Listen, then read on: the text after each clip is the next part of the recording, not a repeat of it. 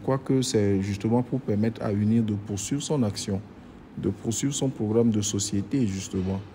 En ayant beaucoup plus de représentants à l'Assemblée nationale, nous pouvons permettre au parti UNIR de déployer son programme de société.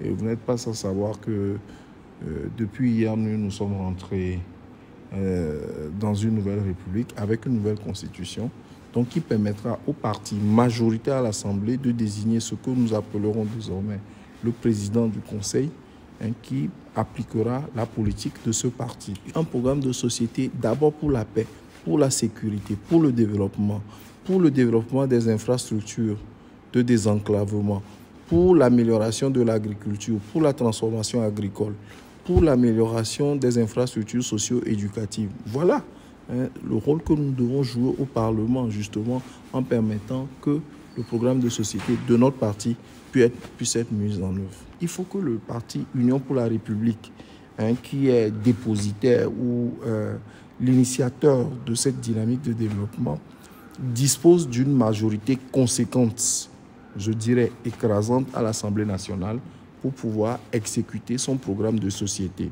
Il n'y a pas de problème, sauf que la nouvelle expérience, elle ne se décrète pas. Il faut gagner les élections.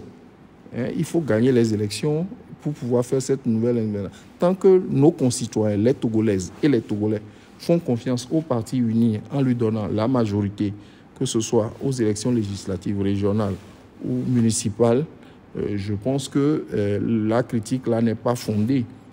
Ce qu'il faut, c'est gagner les élections.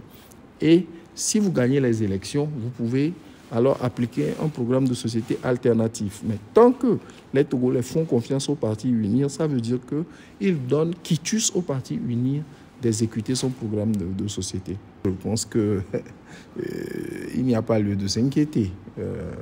D'abord, c'est le témoignage de la vivacité de la démocratie togolaise, que sur le terrain, il y a des challengers du parti Union pour la République.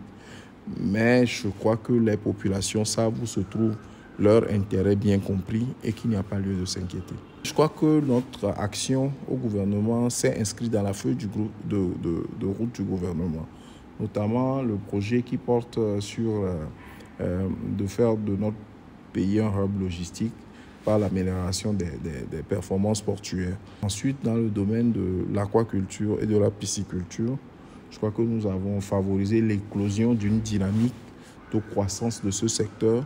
Et enfin, la question de la protection côtière qui a désormais trouvé une réponse, en tout cas sur le segment de côte compris entre Aného et Abodrafo. Mais bien sûr, je donne l'exemple, par exemple, de la route Ngochentoum. Cette route a été inaugurée il y a quelques années et a permis vraiment le développement du milieu, permis le désenclavement du milieu.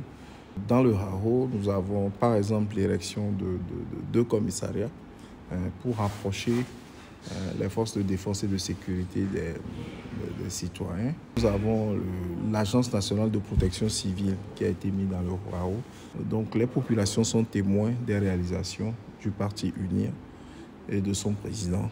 Alors je crois que nous avons planifié des activités dans toutes les communes de la préfecture, dans tous les cantons, dans tous les villages. Donc nous avons un chronogramme bien détaillé que nous sommes en train de dérouler.